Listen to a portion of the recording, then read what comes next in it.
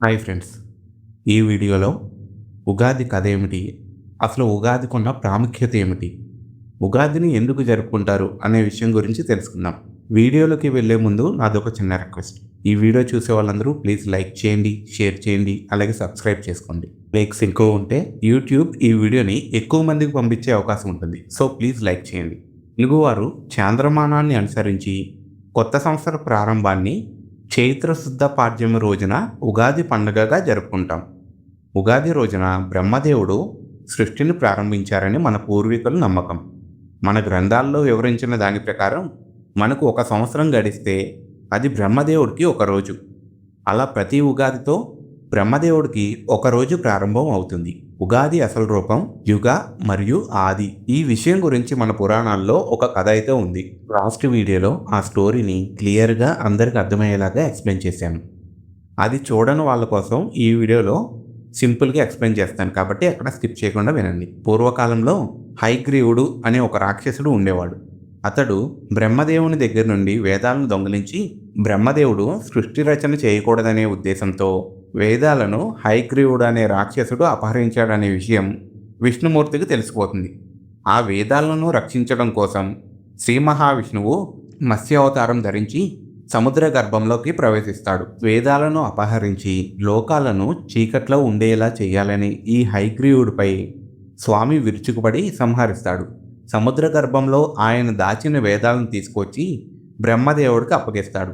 చైత్ర శుద్ధ పాడ్యం రోజున బ్రహ్మదేవుడు సృష్టిని ప్రారంభించాడు గనక అది యుగానికి మొదలు కావడంతో ఆ రోజునే ఉగాదిగా జరుపుకుంటున్నాం. ప్రతి ఉగాదికి ఒక పేరు ఉంటుంది. ఇప్పుడు వచ్చే ఉగాది పేరు శ్రీ పరాభవ నామ సంవత్సరం. మనకు 60 ఉగాది పేర్లున్నాయి.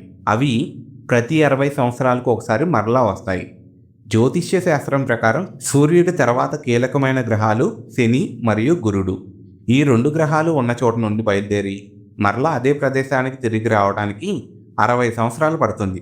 ఇందువలన ప్రతి 60 సంవత్సరాలకి ఒకే ఉగాది పేరు మళ్ళీ రిపీట్ అవుతుంది. ఉగాది రోజున షడ్రుచులు అనగా 6 రుచులతో కూడిన ఉగాది పచ్చడి తినడం ద్వారా జీవితంలో సుఖదుఖాలు, ప్రేమానురాగాలు మరియు జయాపజయాలు అన్నింటినీ సమానంగా స్వీకరించాలనే అంతరార్థం ఉంది. ఉగాది పచ్చడిలో ఉండే ఒక్కొక్క పదార్థం ఒక్కొక్క రకమైన భావానికి సంకేతంగా చెప్తారు.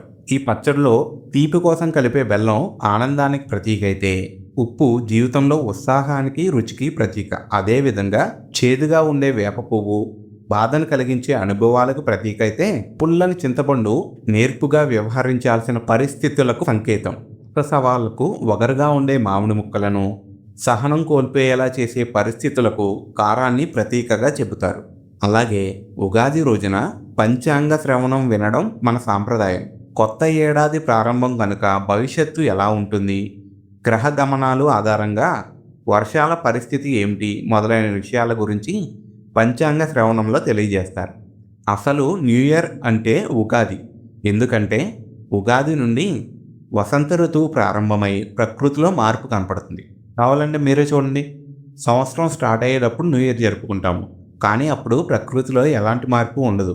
డిసెంబర్ ఎలా ఉంటుందో జనవరి అలాగే ఉంటుంది. కానీ ఇప్పుడు మటుకి ఉగాది నుండి వసంత ఋతువు ప్రారంభమై ప్రకృతిలో మార్పు అనేది కనపడుతుంది. అందుకనే తెలుగు వారందరూ ఉగాదిని తెలుగు సంవత్సరాది అని పిలుస్తారు. సో ఇది ఫ్రెండ్స్ ఉగాది ప్రత్యేకత. ఈ వీడియో మీకు నచ్చినట్లయితే లైక్ చేయండి, షేర్ చేయండి, అలాగే సబ్స్క్రైబ్ చేసుకోండి.